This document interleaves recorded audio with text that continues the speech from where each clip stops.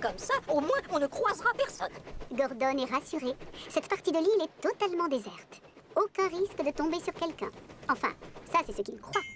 Devant lui, des ouvriers sont en train de travailler sur la voie. Pas de chance. Il est bien obligé de s'arrêter. Les ouvriers regardent le convoi et tout à coup se mettent à pousser des cris de joie. Et vous savez qui ils admirent comme ça? Non, pas Gordon, ni la statue. Réfléchissez. Eh oui, ils admirent Ferdinand. Comment ça va? Celui-ci est fou de joie. Gordon, lui, est très vexé. Je n'imaginais pas les choses comme ça. Il n'a pas l'habitude qu'on l'ignore. Il se sent tellement humilié qu'il s'en va. Moi, je suis Gordon. Je suis de loin le plus rapide des copains. Et c'est moi qui tracte le train express. Gordon et Ferdinand roulent à fond les wagons jusqu'à ce qu'ils s'arrêtent à un stop.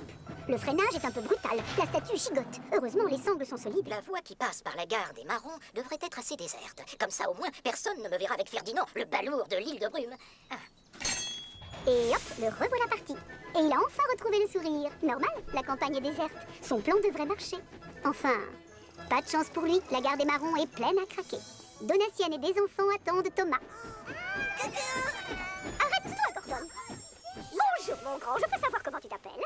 Ferdinand. La locomotive des bois fait un tabac auprès des enfants. Gordon, lui, a l'impression d'être invisible. Personne ne remarque la statue. La star du jour, c'est Ferdinand. Oh oui, tu es vraiment magnifique, Ferdinand. C'est rare qu'une dame lui fasse des compliments. Ferdinand est tout rouge. Quant à Gordon, il est jaloux. Je n'imaginais pas les choses comme ça. Vexé, Gordon fonce à triple vapeur pour se calmer les nerfs. Moi, je suis Gordon. Je suis de loin le plus rapide des copains. Et je tracte le train express. Une nouvelle idée fuse dans sa cheminée. Ah, je vais traverser la zone des marais pour aller jusqu'à la villa d'été des Beauforts. Personne ne me verra puisque l'endroit est désert. Gordon est persuadé que son plan va marcher du tonnerre. 5 minutes après, le voilà qui file à triple vapeur le long des marais. Il ne remarque pas que les poutres des ponts craquent quand il roule dessus. Derrière, Ferdinand a du mal à le suivre. Il déteste les marais. On devrait ralentir un peu, non? Tu ne crois pas? Moi, je n'écoute pas les remarques d'un gros balourd comme toi. Moi, je suis Gordon. Je suis le plus rapide des copains. Et en plus, je tracte le train express. Et c'est la catastrophe. Gordon roule sur une grosse pierre. Le wagon tangue, les sangles lâchent et le lion plonge la tête la première dans les eaux sales du marais en contrebas. Bravo, Gordon. Regardez-moi cette pauvre statue. Quand Gordon entend le plouf, il appuie à fond sur ses freins. Mais c'est trop tard. Oh non, j'ai perdu la statue du lion de Chicalor. J'ai tout gâché, c'est de ma faute. Oh, mais quelle humiliation. Ça, c'est exact.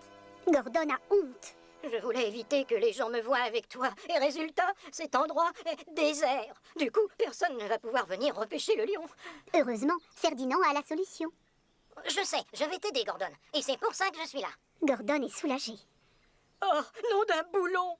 Pardon, je me suis très mal conduit. J'ai cru que j'étais beaucoup plus important que toi. Et j'avais bien tort. Et je comprends maintenant que tu as autant de valeur que moi et que tu veux devenir mon ami.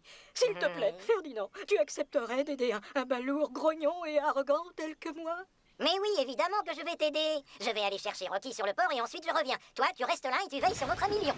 Ferdinand part aussitôt chercher du secours.